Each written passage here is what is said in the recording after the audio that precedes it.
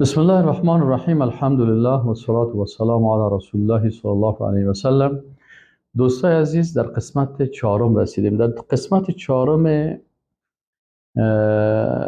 ای بحث ما و شما در مورد دموکراسی مهم نظریات علمای اسلام، یعنی علمایی که مسلمان هستند و درباره دموکراسی یا تالیف کردن یا کتاب نوشته کردن یا تحقیق کردن یا نظر دادن.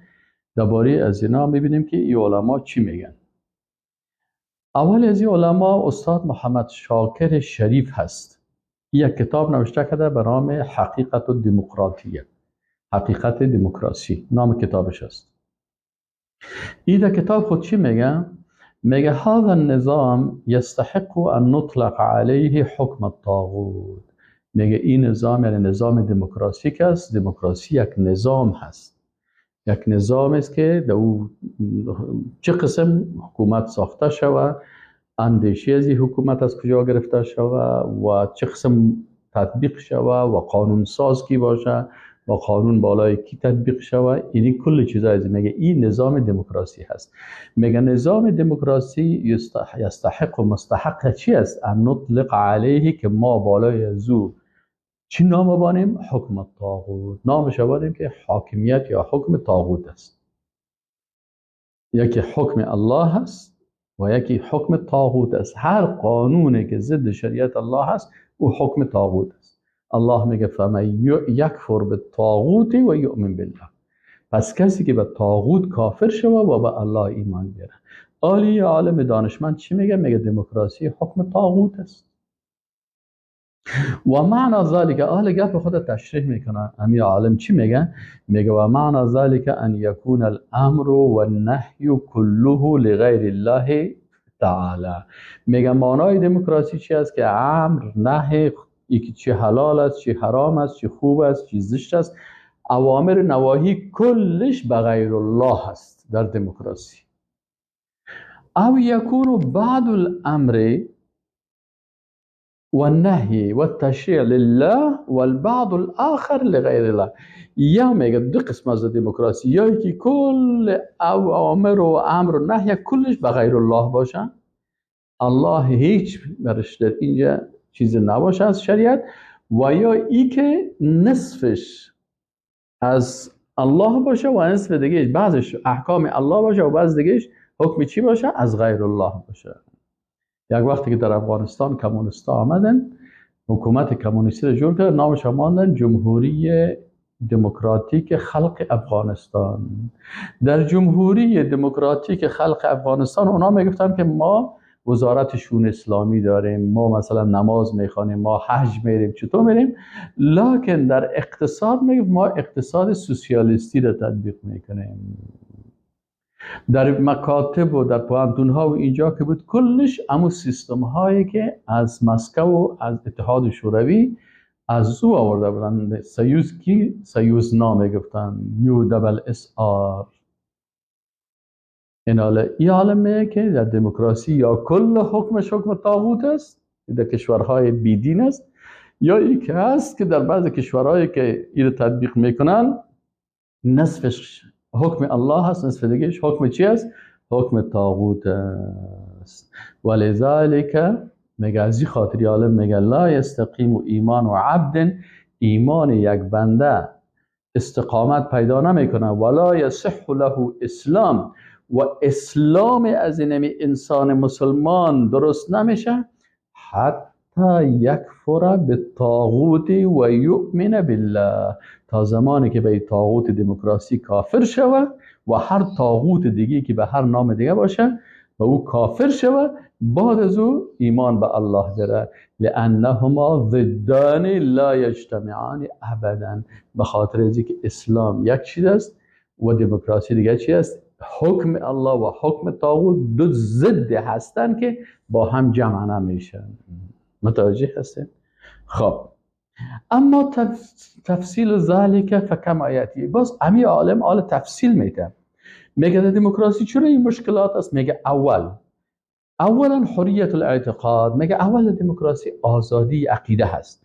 یحق للمواطن فی ظل النظام الدموکراتی. میگه یک هموطن در زیر سایه نظام دموکراسی میگه این حق داره ان یؤمن به ای دین شاء، به هر دینی که بخواه ایمان بیاره، و له و برازی حق است ان یغیر دینه متی شاء، هر وقت خواسته باشه دین خود تغییر بده. فلیس فی هذا النظام جریمه الرده، میگه در نظام دموکراسی ردت یا مرتد شدن جرم نیست، لان العقیده و الایمان. چرا در نظام دموکراسی میگه عقیده و ایمان چی است؟ مسئله شخصیه بین العبد و ربه، مسئله شخصی هست بین بنده و بین خالقش.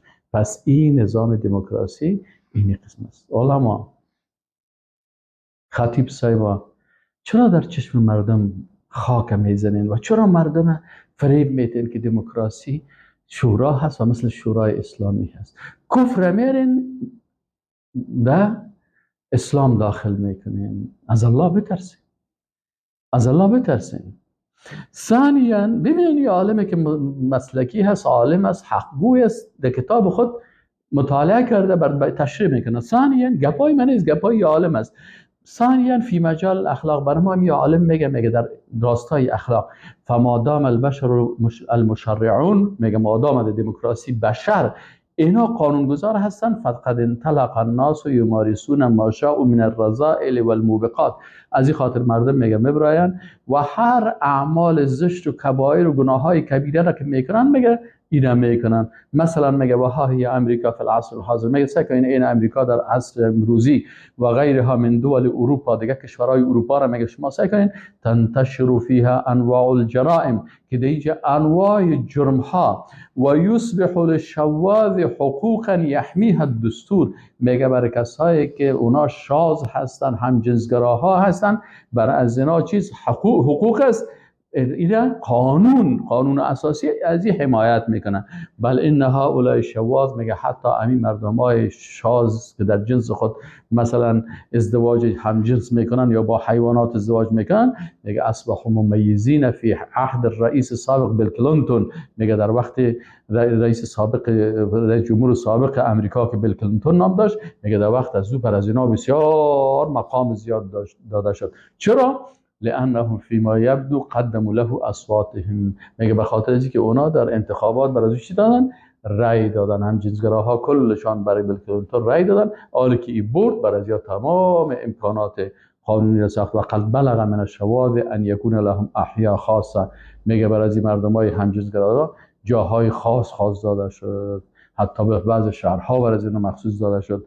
کلیساها و کنائس، کلیساها برشان داده شد و متاجر، دکان‌ها و تجارتخانه‌های خاص و ملاهی و جاهای لهو و لعب خاص و غیره، این برشان این چیزا داده شد. این در کدام کتاب گفته ایره؟ متوجه هستین؟ یعنی این عالم بزرگوار وقتی که در این باره گپ میزنه، شما این کتابش اگر میخواین بخواین بفرمایین، کتابش هست به نام النظام السیاسی فی الاسلام، مازن ابن سلام و طبقاتی، این استاد مشارک فی الدراسات الاسلامیه کلیت التربیه بجامعه الملک سعود، صفحه 30 که ای از او نقل کرده. خب دیگه میگه در امور چیز این دموکراسی را برای ما و شما بیان کرد، تفصیل زاد آزادی اعتقاد. در مجال اخلاقیات هم آمد، اینی موضوع را برای ما و شما تشریح کرد. خب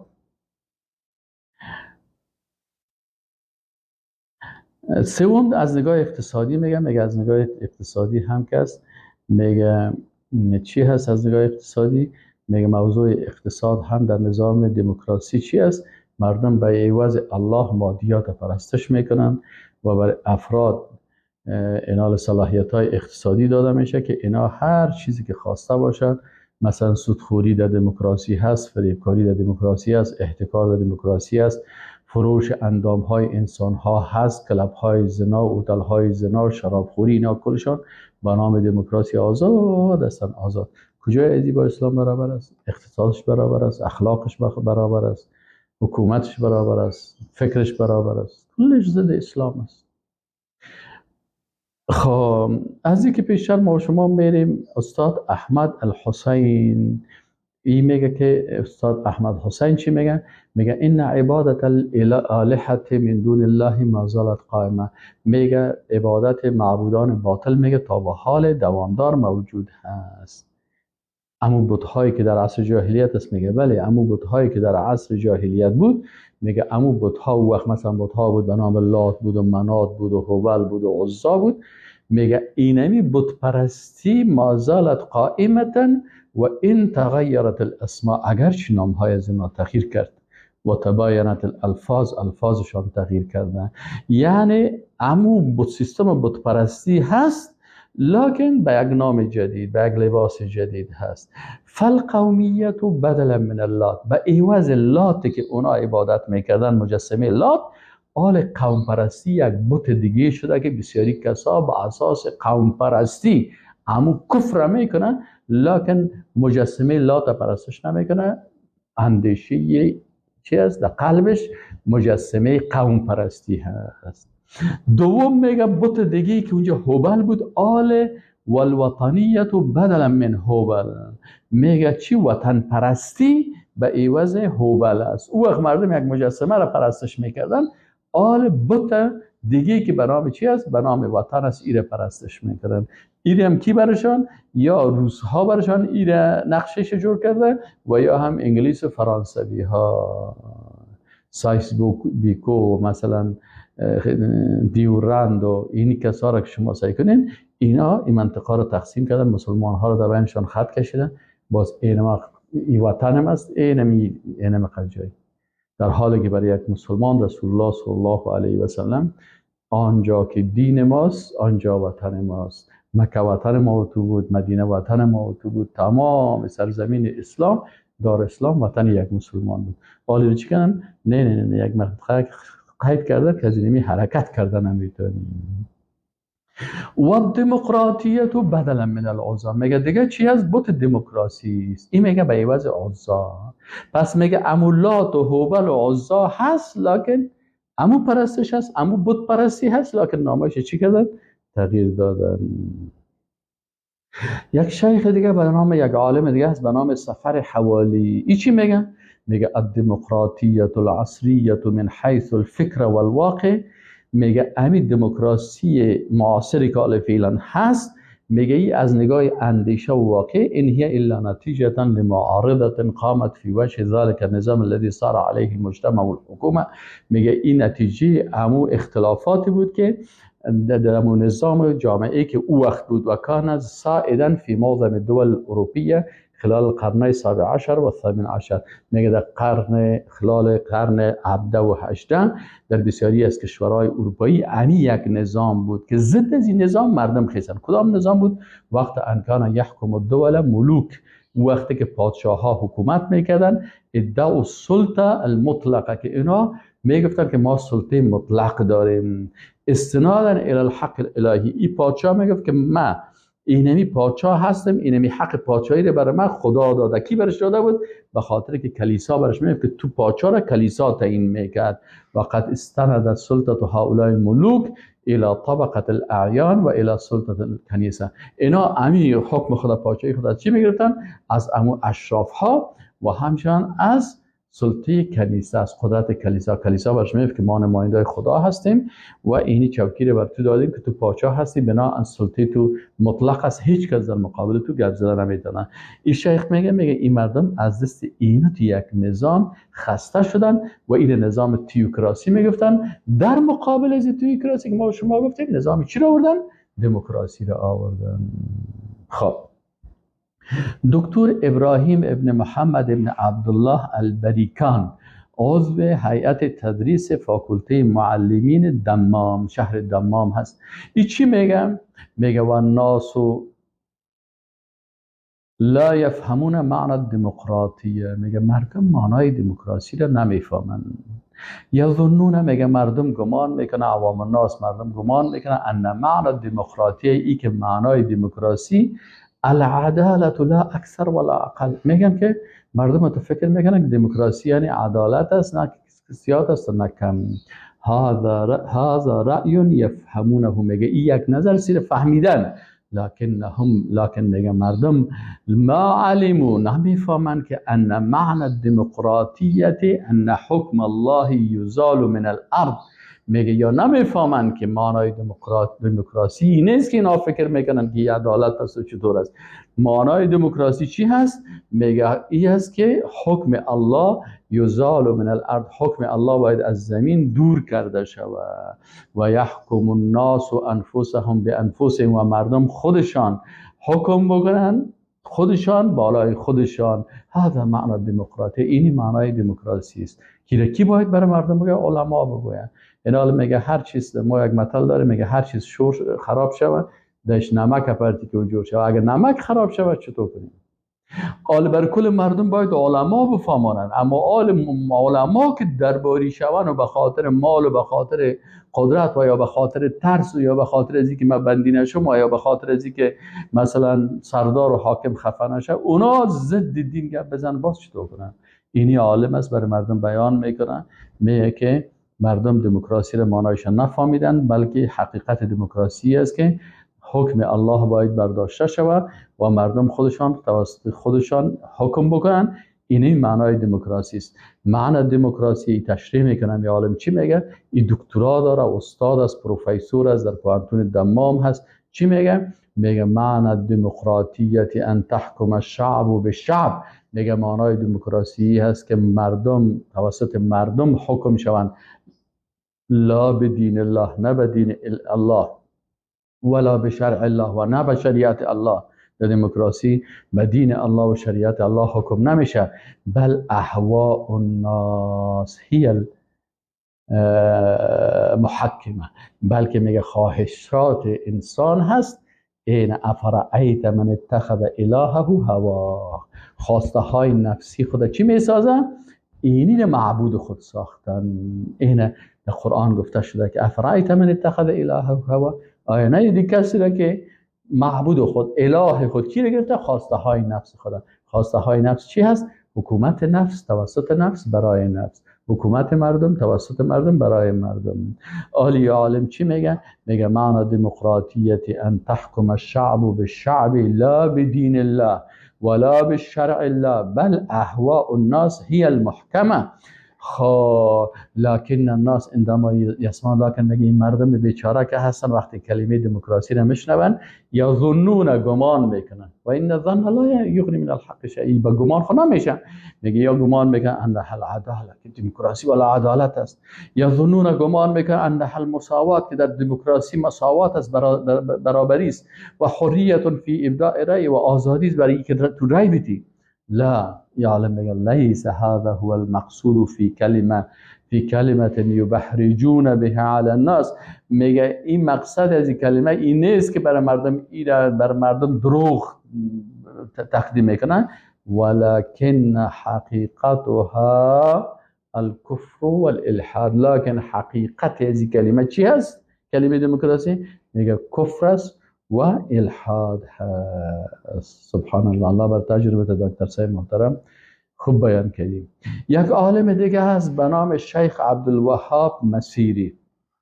کتابایشان هست، از روی کتابا و این چیزا که گرفتیم اینجا هست، نمیشناسمشان هم دقیق.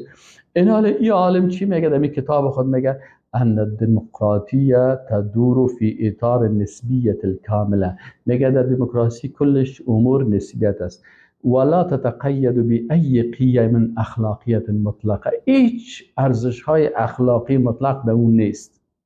و من ثم سمیت الاخلاق الحاکمه للدموکراتیه، میگه از این خاطر اخلاقی که حاکم از در دموکراسی او را اخلاقیات الاجراءات و السیروره. میگه این اخلاقیات اجرایه و اما تو که برگشت است.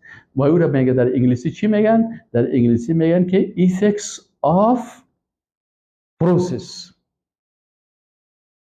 فالديمقراطية شأنها شأن الترشيد الإجرائي معقمة من الميتافيزيق والكليات والمطلقات والثوابت، فكما أن العلم انفصل عن الغائيات والقيم الإنسانية أصبح مرجع نفسه، انفصلت الإجراءات الديمقراطية. أنا میگه دموکراسی نمیخواستم که علم دور ساختن از اهداف و از ارزش‌های انسانی و خود اونم یک مرجع گشته.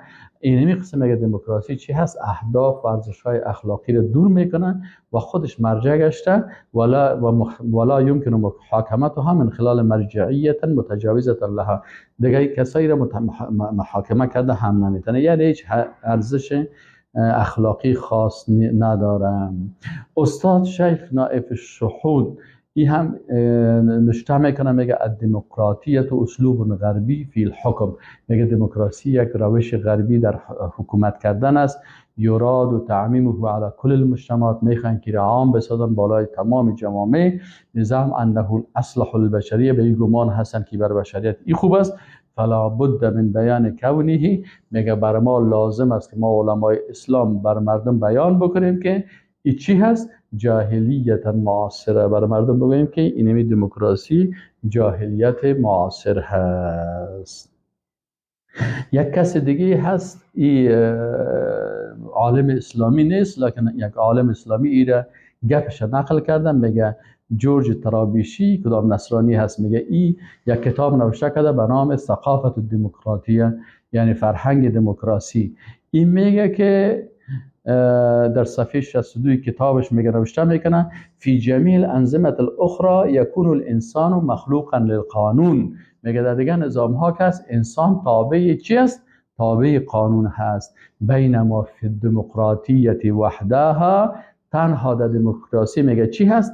یکون القانون مخلوقا للانسان. میگه قانون تابع و مخلوق انسان میشه، یعنی قانون انسان جور میکنن. پس در دموکراسی چیزی آسمانی و بالا نیست که ما او را چی کنیم. یعنی در دیگه جایی که است ما مثلا از نگاه شریعت وقتی که حکم شریعت است از طریق شریعت عبادت الله را میکنیم، لکن در دموکراسی انسان که هست بادار قانون است، خود انسان قانون جور میکنه، بدل از این هست. اینه حتی نصرانی میگن. شرم نیست که یک نصرانی واقعیت یک چیز زشت برای ما بگه و یک عالم اسلامی بخیزه و بگه که نه دموکراسی خوب برای ما و شما خوب چیز است، این پروا نداره. عالم دیگه میگه والمجمع علیه هو ان الدموکراتیه قد اصبح دینا جدیدا. میگه خلاصه میگه من که نظریات علما را گرفتم، خلاصه از اینمی هست که چی است؟ ان الدموکراتیه قد اصبح دینا جدیدا، که دموکراسی یک دین جدید هست. لها شرائع و حدودها من حلال و حرام. میگه برای شرایط خدا دادن، حلال داره، حرام داره و شروط انتماع داره مثل دیگه دین‌ها. یعنی میگه آل دموکراسی یک دین است، از این دین جدید جور کردن، بفهمین به ضد اسلام است، به ضد هر دین دیگه هست. دیگه شیخ محمد عاصم المقدسی این میگه الدموکراتیه دین، هذه هی دموکراتیه. میگه دموکراسی دین است، بفهمین یک دین است، دین هست که ضد اسلام است. فهل انتم منتهون؟ دیگه عالم چی میگن؟ استاد نائف شهود میگه ان الدعوه الى الدموکراتیه فی العالم الاسلامی هی مشروع استعماری صرف. میگه این یک برنامه استعماری خالص است. یدفع الامه الى الاستغناء عن هویتها الثقافیه والحضاریه و قیمها الخاصه. میخوان که ملت از تمام ارزش های فرهنگیش و تمدنیش و از ارزش های خاص خودش دور بسازه و این ذوب بکنه در امو فرهنگ و در امو برنامه نحو الذوبان فی الغرب والانحصار فی الى درجه الانسحاق، تا که بیخی امو تو دو غرب شود. و یک عالم دیگه هست، این عالم عبدالمجید الزائی نام داره. این 50 عیب دموکراسی را بیان کرده، 50 عیب دموکراسی را بیان کرده که من نمیتونم کل از این را بگم. خلاصه این بیان کرده که دموکراسی کفر است، گمراهی هست، دلال هست، ضد اسلام هست، اخلاقش با اخلاق اسلامی نمیمونه. و مهمترین چیزی که بعضیا میگه، گفته دموکراسی اگر پارلمان است، میگه این پارلمان دموکراتیک است، پارلمان طاغوتی هست، به خاطر که اونا برای از نمایندگان صلاحیت میتن که برشان حلال و حرام و حلال تعیین بکنن. اما در شورای اسلامی کسی قسمی نیست. در شورای اسلامی در مسائل اجتهادی مردم نظر میده که ما اینو همین کارا چه قسم تطبیق بکنیم، اما نصوص غرض ندارن و به او تسلیم هستن. اینمی عالم 50 عیب دموکراسی را ذکر کرده که بسیار طویل است. اگر کس باز دوستان میخواستن میشه که کتاب بگیرن و از روی از مطالعه بکنن. و السلام علیکم و رحمت الله و برکاته.